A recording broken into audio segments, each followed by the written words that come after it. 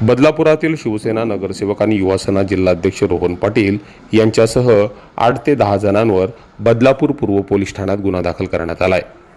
रोहन पाटील यांनी आपल्याकडील रिव्हॉल्वर काढून भाजपा पदाधिकाऱ्याचा मुलगा सनी पाटील याच्या तोंडावर मारून त्याला जबर जखमी केलाय।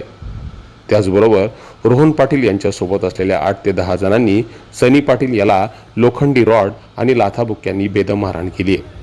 यात सनी पाटील गंभीर जखमी झाले असून त्यांच्यावर बदलापुरातील खासगी रुग्णालयात उपचार सुरू आहेत। जुन्या भांडणांच्या रागातून हा सगळा प्रकार घडल्याची माहिती समोर येते। या प्रकरणी बदलापूर पूर्व पोलिसांनी शिवसेना नगरसेवक रोहन पाटील, शिवसेना पदाधिकारी सूरदास पाटील यांच्यासह 8 ते 10 जणांवर गुन्हे दाखल केलेत।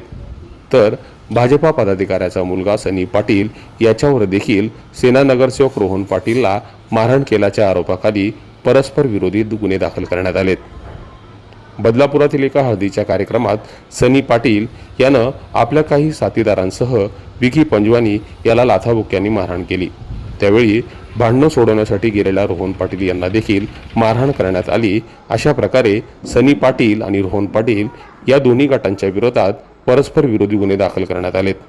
मात्र बदलापूर शहरातील या सगळ्या प्रकारामुळे शिवसेना आणि भाजपामधला सुरू असलेला संघर्ष आता हाणामारीपर्यंत येऊन पोहोचलाय असंच म्हणावं लागेल। Public media bureau report.